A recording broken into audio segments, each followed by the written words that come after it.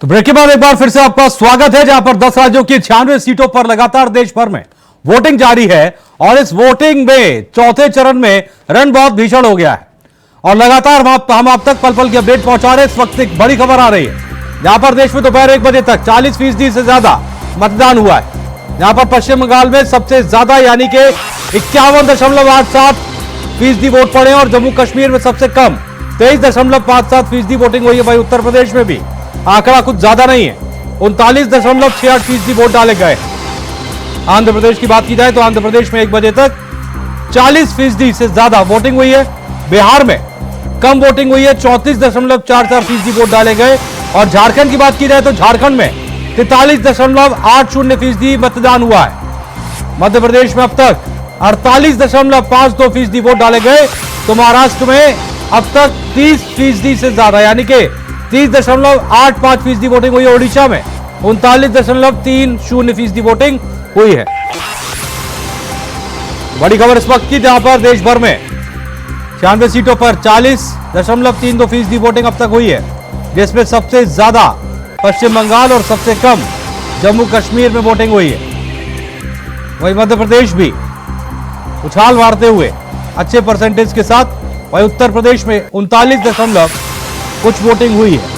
और उत्तर प्रदेश की बात करें अकेले तो 1 बजे तक 39.68% वोटिंग हुई है, जिसमें सीतापुर में अब तक 42.65% वोटिंग हुई है। तो वहीं शाहजहांपुर में 1 बजे तक 36.34% वोटिंग हुई है। यह शाहजहांपुर का आंकड़ा था। अकबरपुर की बात करें तो अकबरपुर में 1 बजे तक 38.20% वोटिंग हुई है। बहराइच में अब तक 40% से ज्यादा वोट डाले गए, एक अच्छा आंकड़ा। धौरहरा की बात करें तो अब तक 43.25% वोट डाले गए धौरहरा में।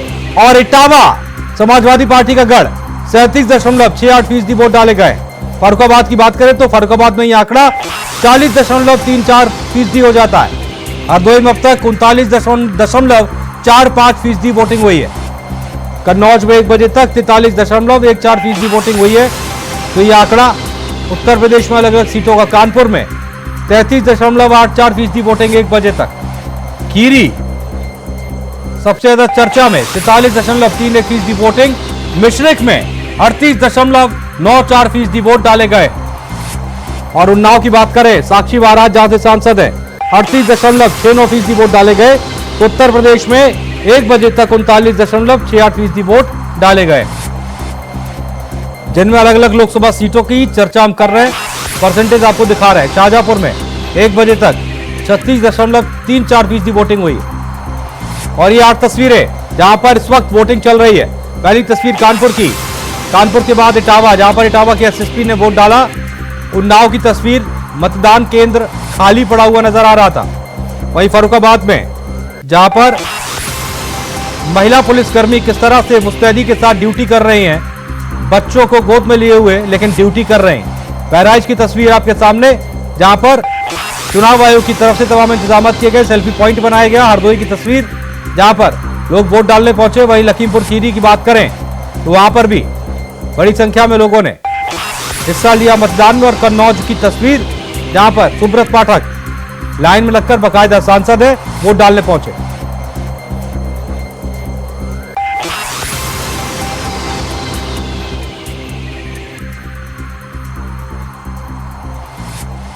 तो चलिए, लगातार हम खास चर्चा भी कर रहे हैं इन तस्वीरों के बीच में। तस्वीरें आपको दिखाते रहेंगे, अपडेट आप तक पहुंचाते रहेंगे, लेकिन इसके साथ ही साथ चूंकि चर्चा भी जरूरी है। राजेश सिंह इस वक्त हमारे साथ हैं, भारतीय जनता पार्टी के नेता। आपका बहुत बहुत स्वागत है। डॉक्टर एसके दुबे समाजवादी पार्टी की प्रवक्ता है, आपका बहुत बहुत स्वागत है। और इटावा से वंदना यादव भी हमारे साथ जुड़ी हुई हैं, जो पल पल की अपडेट हम तक पहुंचा रही हैं। अपने मेहमानों के पास है, उससे पहले वंदना, जरा इटावा का हाल बता दीजिए, फिलहाल क्या है वोटिंग को लेकर खबर? जी, मैं आपको बता दूं कि आज चौथे चरण का इटावा में मतदान हो रहा है। सुबह ही 7 बजे से लेकर लगातार यहाँ मतदान हो रहा है। मैं इस समय मौजूद हूँ मॉडल मतदान केंद्र जीजीआईसी पर, जहाँ सुबह 7 बजे ही मतदान शुरू हो गया था। 3 बज चुके हैं, लगभग 8 घंटे हो गए हैं मतदान होते होते। मैंने सुबह यहाँ पे आके देखा था तो यहाँ पे मतदाताओं में काफी उत्साह नजर आ रहा था मतदान करने को लेकर। लेकिन जैसे जैसे क्योंकि गर्मी पड़ रही है, धूप बड़ी और दोपहर के बाद थोड़ा मतदाताओं का आना यहाँ पर कम हो गया है। सी बात है, अभी धूप का असर जो है वो खास तौर पर पड़ रहा है और यही वजह जो है अभी तक वोटिंग परसेंटेज उतना अच्छा नहीं हुआ जितना अच्छा होना चाहिए, वंदना हमारे साथ बने रही है।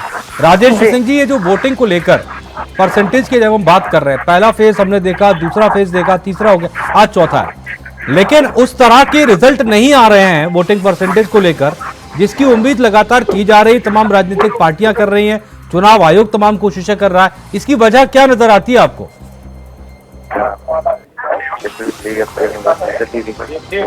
देखिए अखिलेश जी, हेलो जी, आपकी आवाज आ रही है। हाँ, देखिए अखिलेश जी, वोटिंग परसेंटेज तो अब बढ़ रहा है ना। अब हाँ। वोटिंग परसेंटेज आप देखेंगे शाम तक तो बढ़ा हुआ आपको नजर आएगा, क्योंकि हाँ। चुनाव आयोग भी बहुत मेहनत कर रहा है और हमारे कार्यकर्ता भी बिल्कुल जमीनी स्तर पे मेहनत कर रहे हैं कि वोटर घर से निकले। गर्मी है उसके बावजूद भी वोटर अपने घर से निकल रहे हैं, एक बात। हाँ। दूसरी बात, अब देखिए अखिलेश जी, लड़ाई तो अब कांग्रेस से छेड़ दिया है। अब उसका कहना है कि भाई हमारी सरकार आएगी अगर घमंडिया गठबंधन की, तो हम जो राम मंदिर पे फैसला सुप्रीम कोर्ट का है उसको पलट देंगे, भगवान राम को फिर से टेंट में लाएंगे। तो ये लड़ाई अब वहां आ गई कि भगवान राम क्या फिर से टेंट में आएंगे। ये जो कहा जा रहा है, ऐसा ऐसा प्रमोद कृष्णम कह रहे हैं जो कांग्रेस से अलग हो चुके हैं। सर, दूसरी बात, कोई आधिकारिक बयान नहीं है इसको लेकर। नहीं, आधिकारिक बयान नहीं। आप देखिए हर जगह देखिए, इनके गठबंधन के जो लोग हैं, इंडी गठबंधन के, चाहे आप साउथ में चले जाइए वहां पे बयान देखिए कि सनातन धर्म को समाप्त कर दिया जाएगा, या कर्नाटक में जो धर्म के आधार पर इन्होंने आरक्षण दिया है। लेकिन प्रधानमंत्री आदरणीय नरेंद्र मोदी जी का कहना है कि आप कुछ भी कर लो, जब तक मोदी है तब तक आप SC का आरक्षण समाप्त करके आप उनका आरक्षण मुसलमानों को नहीं दे सकते हैं। इसके लिए आपको पूरा खून पसीना बहाना पड़ेगा। इतना आसान नहीं है कि आप OBC और SC का आरक्षण काट करके आप मुस्लिमों को आरक्षण दे देंगे। ये लड़ाई तो लंबी चल गई है ना अखिलेश जी।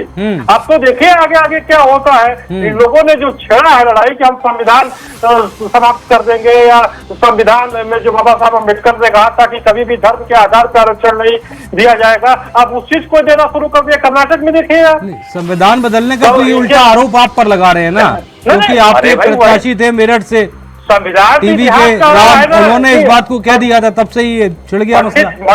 पंडित हमारे पूर्व प्रधानमंत्री आदरणीय पंडित नेहरू जी ने जिस चीज को शुरू किया था संविधान बदलने को, आदरणीय इंदिरा जी ने उस चीज को आगे बढ़ाया इमरजेंसी लगा करके। राजीव गांधी ने खुद कहा कि संविधान बदलने की जरूरत पड़ेगी तो हम संविधान को बदलेंगे। तो ये चीजें बयान को देखिए ना, प्रधानमंत्री जी ने कब कहा कि हम संविधान बदल देंगे।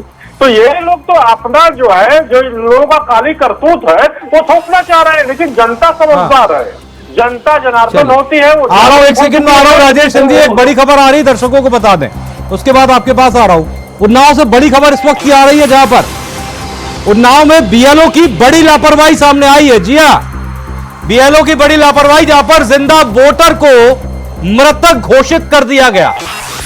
जहां पर पोलिंग बूथ पर पहुंचने पर यह जानकारी हुई उस व्यक्ति को कि वो तो कागजों में मृतक है। वोटर ने इसके बाद अपना दर्द बयां किया, बताया कि नहीं साहब मैं तो जिंदा हूं। लापरवाही के कारण वोटर लिस्ट से नाम उसका कट गया और कह दिया गया है कि मृतक है। ये उन्नाव के औरास के मिर्जापुर आजी गांव का ये पूरा मामला है, जहां पर एक जिंदा वोटर को मृतक बता दिया गया। BLO की ये बड़ी लापरवाही सामने आई है। ये देखिए तस्वीरें, जगदीश नारायण ये नाम है, और वो अपना वोटर ID कार्ड लेकर खड़े हैं, लेकिन जो स्लिप है उसमें लिखा है डिलीटेड। और BLO से जब बातचीत की गई तो बताया गया कि वो तो मृतक है। तो लापरवाही के कारण वोटर लिस्ट से नाम कट गया। बताइए आदमी वोट कैसे देगा? चुनाव आयोग कह रहा है कि वोट डालिए। जिसमें देखा कि हमारा इसमें डेट लिखा हुआ है, वोट करने जा रहा है, हुआ कहाँ? जब मुझे डेटे दिखाया तो उसमें वोट कहाँ डालने जा रहा है। पिछली बार चुनाव में आपने मतदान किया? हाँ, मतदान किया था। BLO ने इस बार आपकी घर पर्ची पहुँचाई? मैं हमारी तो नहीं, और लोगों की आई है, लेकिन हमारी नहीं थी। यहां पर बकायदा आधार कार्ड और वोटर ID कार्ड लेकर व्यक्ति खड़ा है, लेकिन वोटर लिस्ट से नाम कट गया क्योंकि BLO ने उसे मृतक बता दिया। तो एक कारण यह भी है राजेश जी, सुबह से हम खबरें देख रहे हैं, लखीमपुर खीरी, उसके बाद उन्नाव, और उसके बाद देखिए एक और उन्नाव की खबर, और हम कह रहे हैं कि वोट प्रतिशत कम हो रहा है। वहां उन्नाव में तो बीएसपी प्रत्याशी आरोप लगा रहे हैं, ये कह रहे हैं कि बीजेपी वाले तो निकलने नहीं दे रहे हैं, कह रहे वोट डालोगे तो बीजेपी में, वरना घर बैठो। नहीं, देखिए अखिलेश जी, ये सब तो जांच का विषय है कि किसका नाम कट गया है, तो BLO जो जिम्मेदार हो गए उनको जो है कि दंडित किया जाएगा, या वो तो जांच का विषय है, जांच बैठना चाहिए उस पर। हाँ। भाई सबको अपने मताधिकार का प्रयोग करने का हक है। अगर कोई ऐसे जो है कि बात आई है सामने कि किसी का वोटर लिस्ट से नाम कट गया, तो जांच का विषय, उसको तो चुनाव आयोग ने व्यवस्था किया है वह, हाँ। कि अगर इस प्रकार का भी घटनाएं आती है तो उसको वोट देने दिया जाएगा, और वो सारा जो है उसके पास जो आधार हाँ। कार्ड है या बाकी जो चीजें, उसको आई कार्ड है, हाँ। उस माध्यम से वो अपना वोटिंग कर सकता है, ऐसी व्यवस्था की गई है। ठीक है, तो नाम कट जाना, ये तो ऐसा नहीं है कि ये इसी सरकार में कट रहा है या पहली बार कट गया है, ये भूल चूक होती है। हाँ। लेकिन ये भूल चूक जो है क्षम्य नहीं है। ये भूल चूक इसका तो होती है, प्रयास लेकिन ये होगा। भूल चूक तब बड़ी हो जाती है जब दूसरी तरफ से ये हाँ आरोप भाई, लगा दिया बिल्कुल। जाता है कि जानबूझकर नहीं, किया जा बड़ी- रहा है। आ रहा हूँ राजेश, आ रहा हूँ। ये इस प्रकार की भूल चूक होना ही नहीं हाँ, चाहिए। जी जी, ठीक है, ये ठीक है। लोकतंत्र के लिए शर्मनाक घटना है। लेकिन गलत इसके लिए है, गलत ऐसा जिम्मेदार नहीं है। होना चाहिए। डॉक्टर एस के दुबे हमारे बिल्कुल। साथ है, समाजवादी पार्टी के प्रवक्ता है। दुबे जी, सबसे पहले तो वोटिंग प्रतिशत जिस तरह से कम है, ये क्या कह रहा है, ये जनता जो है, जनता का मूड क्या है?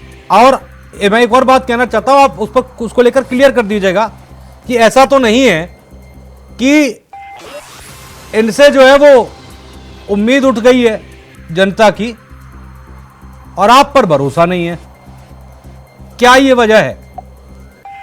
नहीं, देखिए, वोटिंग परसेंटेज एवरेज वही 60 के आसपास जा रही है, और शाम तक 60 तो यहाँ भी हो जाएगा। इसलिए इलेक्शन में वो वोटर्स को निकलना चाहिए और वोट करना चाहिए, ये उनका अधिकार है। क्योंकि लोकसभा के चुनाव हर 5 साल में होते हैं, तो निश्चित तौर पर हर वोटर को आके अपना वोट करना चाहिए। आप जिसको देना चाहें, ऐसा कुछ नहीं है। नोटा का भी प्रावधान है उसमें कि अगर आपको कोई कैंडिडेट पसंद नहीं है तो आप नोटा को दीजिए, लेकिन कम से कम अपने वोट का अधिकार जो आपको दिया है उसका उपयोग आप करिए, वो आपका संवैधानिक अधिकार है। खैर, आपने जो दूसरी बात कही, इसमें निश्चित तौर पर मैं ये कह सकता हूँ, आपने भी देखा होगा जब 2014 के बाद 2019 में चुनाव हुए थे, तो वहां पर ये देखा गया था कि लोगों ने बढ़ चढ़ के वोटिंग किया था और वोटिंग में भारतीय जनता पार्टी को सपोर्ट किया था, जिससे कि उनकी जो सीटें थी वो बढ़ गई। लेकिन इस बार निश्चित तौर पर हम ये कह सकते हैं कि मोदी प्रेम जो था लोगों को, वो मोदी प्रेम टूट गया, क्योंकि उन्होंने देखा कि 10 साल इन्हें देने के बाद भी हम जहाँ के तहाँ ही खड़े हैं, हम जहाँ से चले गए हम वहीं खड़े हैं, तो हमारे चलने का कोई मतलब ही नहीं हुआ। यही सोच से भारतीय जनता पार्टी के फेवर में वोट ये नहीं जा रहा है। जो भी वोट जा रहा है वो समाजवादी पार्टी गठबंधन के लिए वोट जा रहा है, ये मैं दावे के साथ कह सकता हूँ। और ऐसा मैं इसलिए भी कह रहा हूँ। हाँ, चलिए आ रहा हूँ आपके पास, आ रहा हूँ एस के दुबे जी। आवाज़ आपकी कुछ बीच में कट ब्रेक हो गई है। वंदना हमारे साथ बनी हुई है लगातार इटावा से। वंदना, अगर संभव हो और अगर कुछ लोग हों तो उनसे बातचीत की कोशिश करिए, अगर हो, और अगर आसपास लोग ना हो तो जरा इटावा का हाल बता दीजिए, अभी तक जो वोटिंग परसेंटेज हुआ है वो। और चूंकि आप मतदान केंद्र के बाहर खड़े हैं और काफी अच्छी डेकोरेशन नजर आ रही है वहां पर, तो दर्शक भी देखेंगे तो हो सकता है कि वोट डालने को लेकर प्रेरित हो जाएं, कहें चले वोट डालकर आए। दिखाइए। जी अजितेश जी, मैं आपको बता दूं कि मैं यहाँ GGIC मतदान केंद्र पर इस समय मौजूद हूँ और काफी अच्छा मतदान केंद्र डेकोरेट किया गया है ताकि मतदाताओं को यहाँ मतदान करने के लिए ज्यादा से ज्यादा उन्हें मोटिवेट किया जा सके या मतदान करने के लिए ज्यादा से ज्यादा मतदान केंद्र की तरफ खींचा जा सके, ताकि मतदान प्रतिशत ज्यादा से ज्यादा हो सके। और लोगों में काफी उत्साह भी है इस चीज को लेकर के। और सुबह से मैं देख पा रही हूँ कि मतदाता यहाँ पर आना जाना लगा रहा था, लेकिन अभी धूप की वजह से थोड़ा मतदाताओं का आना कम हो गया। आ रहे हैं अभी एक दो करके जो आ रहे हैं चले जा रहे हैं, लेकिन पूरी तरीके से संभावना ये है कि 4 बजे के बाद मतदाताओं का आना फिर से शुरू होगा। जैसा कि मैं अपने कैमरामैन से कहूँ कि पीछे दिखाएं कि इस तरीके से एक दो करके मतदाता अभी आ रहे हैं। जैसे जैसे लोगों को समय मिल रहा है वैसे आने की वो कोशिश कर रहे हैं, लेकिन 4 बजे के बाद मुझे पूरी उम्मीद है के मतदाता फिर से यहाँ आएंगे और जी। लंबी लंबी कतारें जैसे सुबह थी वैसे ही फिर से होंगी। बिल्कुल जाहिर सी बात है। आपका बनी रही वंदना हमारे साथ। तो वंदना बता रही है कि दरअसल मौसम जो है एक बड़ी वजह है दोपहर में लोगों के कम निकलने की। सुबह अच्छे खासे वोटर्स आए, फिर दोपहर में कम हो गए और शाम जैसे जैसे आ रही है तो वोटर्स जो है वो फिर से आना शुरू हो गए और ये अच्छी बात भी है। लेकिन धूप क्या और बारिश क्या, सर्दी क्या, सवाल ये है कि वोट करिए और ज़रूरी है, आपका अधिकार है भाई। आपका अधिकार के साथ साथ आपकी जिम्मेदारी है, इसे निभाइए। सभी से यही कहना चाहूँगा और तमाम राजनीतिक पार्टियां जो है वो भी यही बात कह रही हैं और अच्छी बात है। वो कह रहे हैं कि आप वोट किसी को दे लेकिन करिए, ज़रूरी है। एसके दुबे जी, अब सवाल यहाँ पर यह है कि दरअसल जब आप चुनाव में हैं और कांग्रेस के साथ हैं, इंडिया गठबंधन का आप एक मजबूत पिलर कहे जा रहे हैं, तो जनता ये पूछ रही है और चूंकि ये बीजेपी भी कह देती है कभी कभी कि दरअसल आप नया लेकर क्या आ रहे हैं। जो आप कह रहे हैं वो हम 10 साल में दे चुके हैं और जो आप लेकर आ रहे हैं वो आपने पहले 10 साल में क्यों नहीं लाए। ये सवाल वो कर रहे हैं, इसलिए मैं आपसे पूछ ले रहा हूं। हेलो जी दुबे जी, मेरी आवाज आ रही है? जी, मेरी आवाज आ रही? जी आ रही है दुबे जी, बोलिए। बताइए, अभी आपका क्वेश्चन पूरा एकदम प्रॉपर नहीं आ रहा था। अच्छा कोई नहीं, मैं ये पूछ रहा हूं सर कि जनता ये सवाल कर रही है और बीजेपी ये कह रही है कि दरअसल इनके पास कुछ है नहीं, ये जो पुराना माल है उसको नई पैकिंग में रखकर जनता के सामने ले आए हैं और कह रहे हैं कि देखिए हम नया कुछ लेकर आए हैं। और ये सवाल जरूरी इसलिए हो जाता है क्योंकि 10 साल पहले भी रहे, अब इन 10 सालों में आप नहीं रहे, लेकिन आप जो फिर से मैदान में हैं और इस बार इंडिया गठबंधन में है, चूंकि कांग्रेस के साथ मिलकर आप चुनाव में लड़ रहे हैं, तो बड़ी बात ये हो जाती है कि नया क्या है, कौन कौन सी चीजें हैं जो खास हैं। देखिए, हम जब चुनाव में गए हैं तो निश्चित तौर पर हम लोगों से हमने रिसाइकिल रैली निकाली, हमने पद यात्रा निकाली, हमने धरने दिए, ब्लॉक लेवल पे धरने दिए, हमने तहसील लेवल पे धरने दिए। वहाँ पर ये सब चीजें चर्चा हुई हैं, हमारे कार्यकर्ताओं की चर्चा वहाँ आम जनता से हुई है। और जब हम लोग गांव में जाते हैं तो निश्चित तौर पर हम पूछते ही हैं बड़े बुजुर्गों से या वहाँ की जो जनता होती है उससे कि भाई ये आजकल कैसी सरकार चल रही है, क्या हो रहा है। तो ये सब जो है ना, निश्चित तौर पर हम उसी के आधार पर कह सकते हैं कि वहाँ अभी मैं एक आपको छोटा सा एग्जांपल देता हूँ। मेरा मैनपुरी डिस्ट्रिक्ट में गांव पड़ता है, रहता हूँ मैं इटावा, लेकिन मैनपुरी डिस्ट्रिक्ट में है और 7 तारीख को वहाँ चुनाव हो चुके हैं। मेरे गांव में एक यादव है, एक तरफ हरिजन है, एसटी समाज है। तो एसटी समाज ने, आप विचार करिए, एसटी समाज ने ये समाजवादी पार्टी को समर्थन करेंगे और उन्हीं को वोट देंगे। यानी कि लास्ट टाइम जब हमारी सांसद डिम्पल यादव जी लड़ी थी तो 2,80,000 समथिंग वोट से उनकी जीत हुई थी। तो वो जब लोग जो देखिए, शहर का जो वोटर होता है वो वोटर ये सोच लेता है अरे वोट करने जाएगा, लेकिन गांव का वोटर निकल के वोटिंग करता है। ये चीज हमने देखा है। मध्यम वर्ग से भी नीचे वर्ग में आते हैं, निम्न वर्ग में आते हैं, जो आर्थिक आधार पर कमजोर हैं, जिन्हें 2 वक्त की रोटी उन्हें कमाना और खाना है। उसके बावजूद भी चूंकि समाजवादी पार्टी का गढ़ होता है इटावा मैनपुरी, उसके बावजूद भी जो है वो इटावा लोकसभा सीट 14 और 19 दोनों बार आपके हाथों से निकल गई। और अब तो इटावा शहर के विधायक भी जो है वो 2 बार विधायकी चुनाव भी समाजवादी पार्टी बहुत बुरी तरह से हार गई है। नहीं, इस बार हम आ रहे हैं ना वापस, इसीलिए तो मैं बता रहा हूँ। अच्छा। तो मैं उत्तर प्रदेश में 13 सीट में से मिनिमम 10 सीट पे आ रहे हैं इन 13 में से। ठीक है दुबे जी, मैं इनसे रिप्लाई मांगूंगा। थोड़ा सा आपको रोकना चाहूंगा क्योंकि एक खबर आ रही है, दर्शकों को खबर दे देते। शाहजहांपुर में वोट डालने आए पूर्व MLC जयेश प्रसाद ने बीजेपी पर आरोप लगाया और आरोप पे क्या कुछ उनके द्वारा कहा गया, एक बार सुनते हैं। संविधान बचाने को, इंडिया बचाने का और लोकतंत्र बचाने का, जनतंत्र बचाने के लिए वोट कर रहे हैं। बात नहीं बचा तो संविधान जो बाबा साहब भीमराव अम्बेडकर का बनाया हुआ है उसे तहस-नहस करके भारतीय जनता पार्टी यहाँ पे हिंदुस्तान में जनता को बहुत ही जुमलेबाजी से गर्क में डाली। इसीलिए जनता जो है इस बार पूरी एक लहर चल रही है इंडिया के लिए और संविधान बचाने के लिए सब लोग वोट कर रहे हैं। हमारा प्रत्याशी बिल्कुल बाहरी नहीं है, उसकी माँ जो है 20 साल से यहीं पे सरकारी कर्मचारी है और इससे पहले वो बंडा में पोस्टेड थी, अब शाहजहानपुर सीडीओ ऑफिस में पोस्टेड है। 4 जून को मालूम हो जाएगा कि 40 पार है कि 400 पार है। जून को आपको पता चलेगा, कम से कम 1 लाख वोट से इंडिया का प्रत्याशी जीतेगा। तो ये पूर्व एमएलसी थे जिन्होंने बीजेपी पर आरोप लगा दिए और वोटिंग को लेकर लगाए। राजेश सिंह जी दोनों ही चीज़ों पर जवाब दे दीजिएगा। एक तो दुबे जी ने जिस बात का जिक्र किया और दूसरा ये जो जयेश प्रसाद जी हैं पूर्व एमएलसी कुंवर जयेश प्रसाद। नहीं देखिए अखिलेश जी, ये अभी SC/ST की बात कर रहे थे।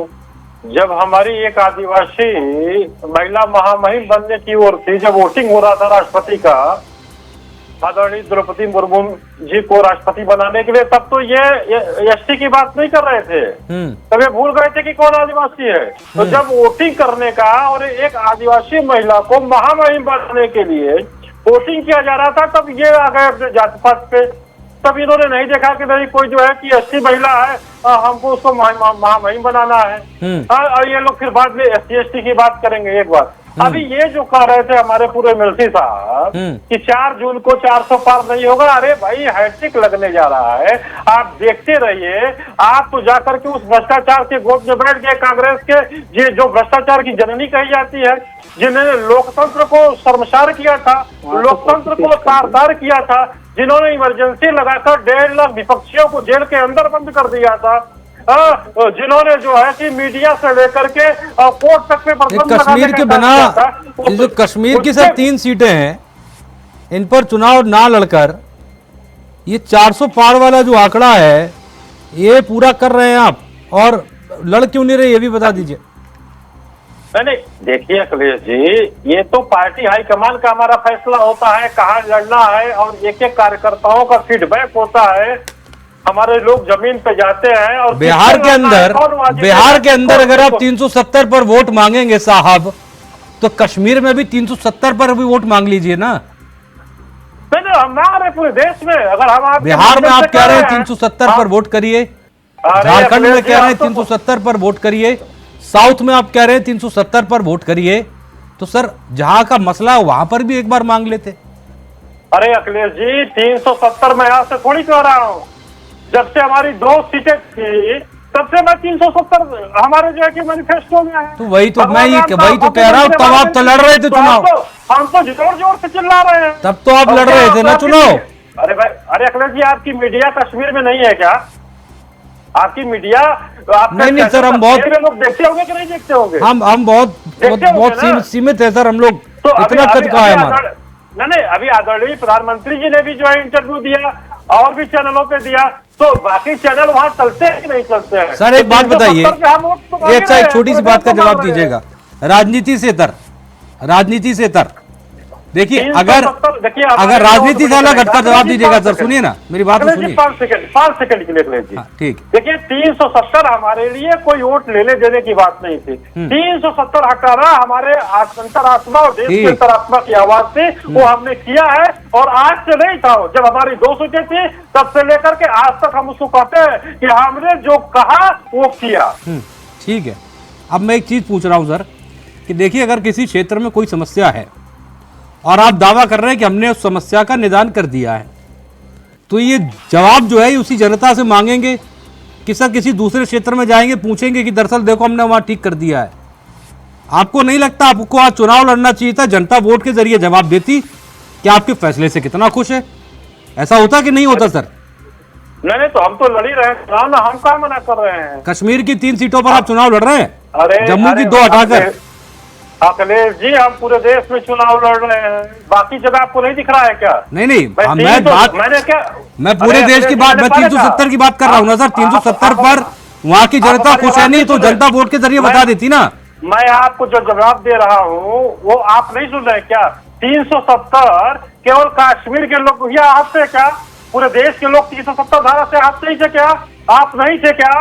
कश्मीर से कन्याकुमारी तक के लोग नहीं हाथ थे क्या? देश का जन पूरा जो बहुसंख्यक समाज है और जो अल्पसंख्यक समाज है, सारा आप थे। उनकी आत्मा बोल रही थी, देश की जनता की आत्मा और देश की आत्मा बोल रही थी कि धारा 370 ये आपने देश सर के हटा बारे में दिया, गलत है। आपने हटा दिया, और अच्छी बात है। कलंक को सुनिए ना। आदरणीय प्रधानमंत्री जी ने हटाने का काम किया आपने है। हटा दिया, अच्छी बात है, आपने भगवान फैसला किया, राम अच्छी मंदिर, बात। सुनिए, मैं तो आपकी बात समझ रहा हूँ भगवान राम सर, मंदिर, भगवान राम मंदिर, मैं आपकी बात समझ रहा हूँ, लेकिन आप मेरा सवाल नहीं समझ पा रहे, या समझ के भी नासमझ हो रहे हैं सर। श्री राम का भव्य मंदिर बन रहा है। राजेश सिंह जी, मैं कह रहा हूं मैं आपका जवाब समझ पा रहा हूं, लेकिन आप मेरा सवाल नहीं समझ पा रहे हैं क्या सर? नहीं, या आप समझ के जवाब आप समझते समझना तो नहीं चाह रहे नहीं मेरा करते। सवाल? नहीं, बिल्कुल मैं समझ रहा हूँ। मैं तो कह रहा हूँ ना कि पूरे देश की जनता की आत्मा जागृत हुई 370 समाप्त होने से। हाँ। ये कलंक था देश के माथे पे, कलंक था, ये कलंक हटा। आपके चैनल में भी दिखाया था। अरे सर, तो एक ये कलंक प्रत्याशी हटा। उतार देते ना जस्ट कश्मीर के अंदर और कह देते कि देखिए वोट करिए, हमने 370 हटाया है। अखिलेश जी, प्रत्याशी उतारना ये हमारा काम नहीं होता है। मुझे पता है ये बात आपका काम नहीं होता है सर। मेरी बात बता रहा हूँ ना। हाँ। भारतीय जनता पार्टी का कोई एक व्यक्ति निर्णय नहीं लेता है, पूरा हाँ। संगठन बैठता।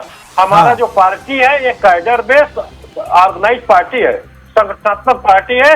संगठन निर्णय लेता है, उसमें एक एक कार्यकर्ता महत्वपूर्ण होता है। ठीक है। एक जो हमारे पन्ना प्रमुख होते हैं उनका फीडबैक होता है। ये पन्ना प्रमुखों से कहिए ना सर, वोट करवाइए, बढ़वाइए, ज्यादा से ज्यादा वोटिंग हो, अच्छी बात है। एसके दुबे जी, लोग निकल रहे हैं, एसके दुबे जी, एक तो ये दो चीजें हैं, भारतीय जनता पार्टी को ही वोटिंग कर रहे हैं। दो चीजें हैं दुबे जी। कर रहे हैं। एक तो ये सबसे पहली बात जो जिसका जिक्र प्रधानमंत्री लगातार कर रहे हैं और लालू प्रसाद ने उसको हवा दे दी, मुस्लिम आरक्षण, पहली बात।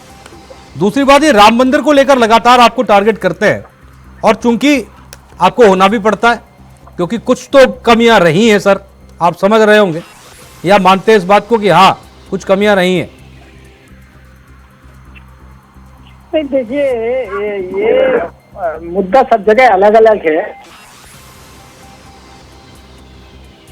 संविधान के अनुसार तो इसमें काम होगा, ना भारतीय जनता पार्टी की चलेगी, ना कांग्रेस की चलेगी, ना सपा की चलेगी, ना बसपा की चलेगी, ना किसी और पार्टी की चलेगी। संविधान हमें जो अधिकार देता है उसकी चलेगी, संविधान की चलेगी। इसलिए ये सब मुद्दे ऐसे हैं जिन पे संविधान के अकॉर्डिंग ही काम होगा। ठीक है, अभी भारतीय जनता पार्टी की एक आदत बन गई है कि वो हर चीज को चुनावी मुद्दा बनाना चाहता है, हर चीज को, छोटी हो या बड़ी हो। बीच में ये भी देखा गया था कि देखिए ये बड़ा प्रधानमंत्री जी के लिए कोई बोले कुछ भी वो चलता है, क्योंकि राजा के लिए तो पीछे कोई भी बोलता है, लेकिन राजा कभी प्रजा के लिए गलत नहीं बोलता है। एक चीज याद रखना, तो हमारे प्रधानमंत्री जी ने वो भी मर्यादाएं तोड़ दी। उन्होंने किस तरीके से सोनिया गांधी जी को संबोधित किया था एक रैली में, तो निश्चित तौर पर आप मर्यादा रखें, मर्यादा की सीमा में भाषण दें, वो अच्छा लगता है। अब आप हार रहे हैं इसलिए आप खिंचा रहे हैं, हर चरण के बाद आपका मुद्दा बदल रहा है। अरे आपने घोषणा पत्र जो बनाया आप उसी को लेकर रखिए ना। आप अब हमारा जो घोषणा पत्र है हम उसी पर लेके चल रहे हैं, 1 से लेके 7वें चरण तक हम उसी पर इसी को लेकर सर सवाल भी था कि घोषणा पत्र भी सर, जैसे कि कांग्रेस ने अपना घोषणा पत्र जारी किया है, समाजवादी पार्टी ने अपना घोषणा पत्र जारी किया है सर, उधर आरजेडी ने अपना घोषणा पत्र जारी किया है। मेरा कहने का मतलब है विधानसभा चुनाव तो है नहीं सर, है तो लोकसभा चुनाव, और सरकार भी आप लोग की अगर बनती है तो एक मिलकर सरकार बनेगी। ये घोषणा पत्र अलग अलग वाला मसला सर एक बार क्लियर कर दीजिए। नहीं, देखिए इसमें से ही सबके घोषणा पत्र में से जो कॉमन मिनिमम प्रोग्राम बनाया जाएगा सभी पहले बनाना चाहिए था ना सर। नहीं, देखिए समय के अनुसार हर काम होता है, पहले नहीं बन पाया तो इसका मतलब ये नहीं कि अब नहीं बन पाएगा। ऐसा तो किसी ने लिखा नहीं है कि अब भाई चुनाव के बाद नहीं हो सकता है, चुनाव के बाद भी हो सकता है। चुनाव के बाद बैठ के सारी बात सर जनता के भरोसे की है ना। जैसे ये कह रहे हैं कि अभी तो हमने ट्रेलर चलाया, अभी पिक्चर बाकी है, ठीक है सर, ये अपने फैसले बता रहे हैं, हमने ये ली, अब इन्होंने कर दिया 2047 तक विकसित भारत, क्लियर कर दिया ना कि ये हमारा, इस पर हम चुनाव लड़ रहे हैं। आप कह रहे हैं कि सरकार बनने के बाद कॉमन मिनिमम प्रोग्राम बनाएंगे हम। नहीं, 2047 तक विकसित भारत ये बना देंगे तो देश में 3 से 4 करोड़ जो बेरोजगार हैं उसका क्या होगा? वो कहाँ जा रहे हैं, वो क्या कर रहे हैं? ये इन्हीं के आंकड़े हैं, मेरे आंकड़े नहीं है। हाँ, ये सरकार के आंकड़े हैं कि हाँ, कोरोना के बाद 3 से 4 करोड़ इस देश में बेरोजगार हैं। तो वो जब देश में बेरोजगारी बढ़ेगी तो देश विकसित कैसे होगा? मेरे को तो यही इनका अर्थमेटिक समझ में नहीं आता है कि जब बेरोजगारी बढ़ती चली जाएगी, सोना बढ़ता चला जाएगा, पेट्रोल डीजल बढ़ते चले जाएंगे, तो फिर महंगाई बढ़ती चली जाएगी, तो आप कौन से हिसाब से विकसित देश बना रहे हैं? विकसित देश के कोई मापदंड होंगे ना कि भाई ये मापदंड के अकॉर्डिंग आप बताइए कि आ रहा हूँ राजेश सिंह जी, आ रहा हूँ। नहीं सर, मेरा सवाल ये नहीं विकसित देश बनाने, दुबे जी, विकसित देश बनाने के लिए हमें बस यही एक समस्या है। मेरा सवाल ये नहीं था, मेरा सवाल उनको लेकर था ही नहीं। मेरा सवाल था आपको लेकर कि सरकार चूंकि अगर आप बनाएं, आप लोग मिलकर सरकार बनाएंगे, अगर आपको जनता के बीच आप जा रहे हैं चुनाव के अंदर, तो सर पहले से आप बताएंगे ना कि हम ये करने वाले हैं, हमारा कॉमन मिनिमम प्रोग्राम ये है। सर घोषणा पत्र अलग अलग, अब सोचिए अलग अलग चीजें लागू कैसे होंगी? उत्तर प्रदेश में अलग लागू करेंगे, बिहार में अलग लागू करेंगे, आरजेडी का कहेंगे हमारा घोषणा पत्र बिहार में लागू, समाजवादी पार्टी कहेगी कांग्रेस हमारा उत्तर प्रदेश में लागू, जिसकी सरकार केंद्र में जो प्रधानमंत्री बनेगा जिस पार्टी का, वो कहेगा मेरा पूरा देश में लागू। ये कैसे होगा सर? आपने देखा नहीं है शायद, सारे जितने भी अलग अलग पार्टियों के जो घोषणा पत्र हैं उनमें बहुत सारे पॉइंट जो हैं वो कॉमन भी हैं, बहुत सारे अलग अलग भी पॉइंट हैं। हाँ अलग अलग है, लेकिन उसी में से जो कॉमन पॉइंट है वो ही लिए जाएंगे, क्योंकि ये देश का मामला है ना, राज्य का मामला नहीं है। और जब हम राज्य में आएंगे तब ये भूल हुई है सर, ये पहले करना चाहिए। आप चूंकि राजनीतिक पार्टी से हैं सर, मुझे पता पार्टी लाइन से आगे जाकर आप कोई बात नहीं करेंगे, आप एक बजे हुए प्रवक्ता हैं, लेकिन मेरा कहने का मतलब ये है सर कि जनता के बीच जब आप जाते हैं तो दरअसल देखिए चीज पहले रखनी पड़ती है कि ये देखिए हम ये लेकर आए हैं। ठीक है Rajesh ji, over to you. नहीं मैं वही तो अभी अखिलेश जी देखिए आपके प्रश्न का जवाब नहीं दे पाए। अभी आप पूछ रहे थे ना कि भाई आप जो है अपना अलग अलग मैनिफेस्टो लेकर के आए, इंडिया गठबंधन का मैनिफेस्टो कहा है, क्योंकि ये इसीलिए हम लोग कहते हैं घमंडिया है, ये आपस में ही नहीं पटने वाला है। चुनाव के पहले भी फोटो वाला आपने देखा, चुनाव के बाद भी आप देखेंगे कि कोई कहाँ मिलेगा, कोई कहाँ मिलेगा। ये तो चुनाव लड़ने के लिए बरसाती मेढक की तरफ फुदकने लगते हैं, और उसके बाद चुनाव समाप्त होने के बाद किसी का पता नहीं चलेगा कि कोई सैफई महोत्सव मना रहा है तो कोई विदेश जो है कि भ्रमण कर रहा है। देश में तो लोग इनकी बातों को सुनते नहीं, राहुल गांधी जी को, तो विदेशों में जाते हैं अपनी बातों को सुनाने के लिए। और देश का जो है वहां पे जो है वो इज्जत को सोचता है कि मैं बंटाधार कर दूंगा, बोलूंगा कि लोकतंत्र खतरे में। अरे लोकतंत्र खतरे में अखिलेश जी तो कांग्रेस के जमाने में था, जनता ने देखा है उस चीज को। और दूसरी बात मैं बता रहा हूँ कि अभी हमारे समाजवादी पार्टी के प्रवक्ता महोदय कर रहे थे कि रोजगार की बात, अरे मुद्रा योजना के तहत प्रधानमंत्री ने बहुत सारी योजना लेकर के आए हैं, रोजगार और स्वरोजगार के क्षेत्र में बहुत सारे। चुनाव के दौरान जनता को बताए ना, ये वो भी तो सर मटन मछली मुसलमान से आगे नहीं जा पा रहे हैं। इन्होंने इस पे तो ये आते ही नहीं ना। जब हम कहते हैं कि भाई इनका जो मिशन था कि 2047 तक देश को इस्लामिक राष्ट्र बनाना है, हमारा मिशन है कि 2047 तक हमको विकसित राष्ट्र बनाना है। अरे पूरा आपने देखा ना कि पीएफआई का पूरा एजेंडा, और उसके बाद इन्होंने जो भी कर्नाटक इसमें जाकर के जो है कि केरला में जिसका समर्थन वायनाड में लेकर के आए हैं जिस पार्टी का पीडीपी, तो वो किसके समर्थन से वहां पे लेकर के आई है राहुल जी। तो इनका जो मिशन था 2047 तक इस्लामिक राष्ट्र का मिशन था, हमारा मिशन है आदरणीय प्रधानमंत्री नरेंद्र मोदी जी का मिशन है विकसित राष्ट्र का। तो देश की जनता ऐसा कर चुकी है ना कि आपको इस्लामिक राष्ट्र के साथ जाना है कि विकसित राष्ट्र के साथ जाना है। बात तो वही है ना सर, विकसित राष्ट्र के साथ जा रही है। ये अंदेशा तो पहले से 2 से 3 साल पहले तमाम राजनीतिक पंडित लगाने लग गए थे कि इस बार का चुनाव जो है वो यही होगा सर।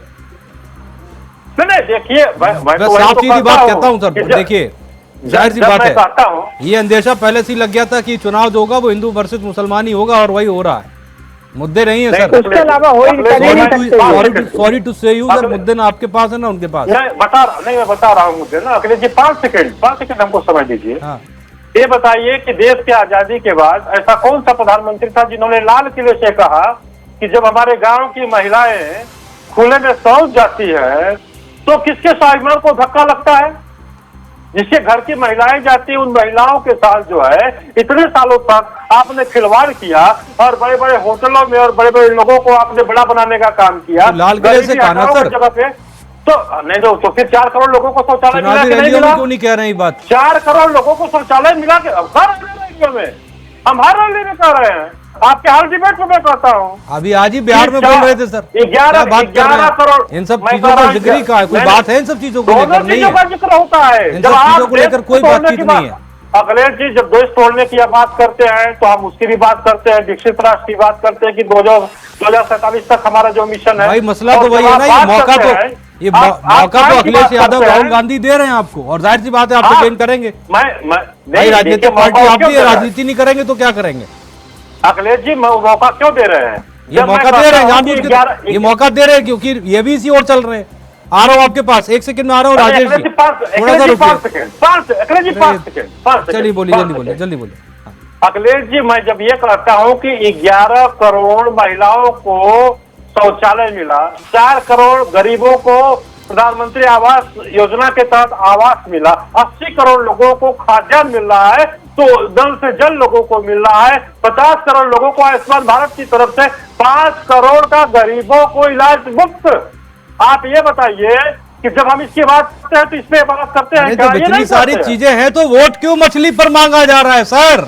नहीं, वो तो इसलिए मांगा जा रहा है कि जब एक सनातन धर्म को नीचे ये कहिए ना कि देखिए हमने ये किया, इस पर वोट करिए। अखिलेश जी जब ये कहे कि भगवान राम को वापस मैं टेंट में लेकर के आऊंगा, कौन तो उसमें कौन कह रहा है ये? क्या है हमारी आत्मा को ठेस पहुंचता है। ये कांग्रेस वाले कहते हैं, ये इंडी गठबंधन के लोग कहते हैं। किसने कहा? किसी एक नेता का नाम बताइए। अरे भाई आप देखिए, सनातन धर्म को अपमानित कर रहा है। गौमूत्र का बात किसने कहा कि जहाँ गौमूत्र है वहाँ सनातन धर्म है? नहीं, राम मंदिर को, राम जी को टेंट में लेकर आएंगे, किसने कहा? अरे भाई राम मंदिर के अस्तित्व पर सवाल कांग्रेस जो है कि कोर्ट में उठा रही थी कि राम का जन्म ही नहीं हुआ था, ये तो कल्पना है। ठीक है, तो भगवान राम ने कहा कांग्रेस कल्पना हो जाएगी। दर्शकों को एक खबर बता देता हूं, फिर आपके पास आता हूं, फिर दुबे जी आपसे जवाब लूंगा। वंदना भी हमारे साथ बनी हुई है। खबर बहराइच से है। दरअसल बहराइच के बरथापुर गांव बूथ संख्या 1 पर एक ग्रामीणों ने चुनाव का बहिष्कार कर दिया। तस्वीर आपके सामने।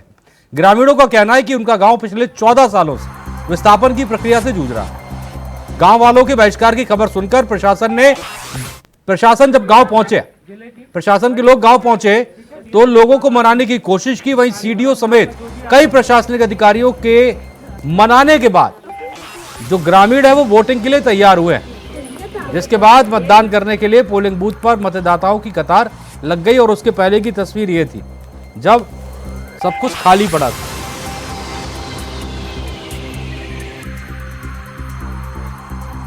जिला बहराइच के बूथ नंबर 1 है, गांव भरथापुर।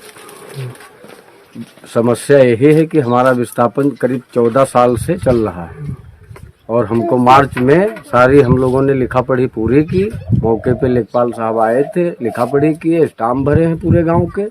सब लोगों ने पूरे गांव के पैसा दिया है। एक एक घर में 4-4, 5-5 मुखिया हैं और वही विस्थापन को लेके कि मार्च में पैसा डाला जाएगा। मार्च में भी पैसा नहीं आया है, अभी भी पैसा नहीं आया। बस गांव ही की समस्या है कि हमारे गांव को पैसा दें और कहीं अच्छी जगह पे इसको सेव करें। तो आपके आज क्या हुआ है? आज क्या हुआ? आज वही बहिष्कार है, बस विस्थापन वाली। तो क्या किया आप लोगों ने? तो हम लोग मतदान नहीं कर रहे हैं। अच्छा, जब हमारा कोई निर्णय होगा तभी करें। नहीं, मतदान तो सभी को करना चाहिए, लोगों को जागरूक किया जा रहा है, प्रशासन के द्वारा, सभी का हक है, बात है। लेकिन 300 हाथी है कतरनिया घाट से यहाँ आने में, 3-4 लोगों की 5 लोगों की जाने चली गई और यहाँ खरेटिया बाजार जाओ तो 6 किलोमीटर नदी ही जाना पड़ता है। तो हमारी गांव की भी तो समस्याएं हैं, तो वो सरकार सुने, गवर्नमेंट सुने।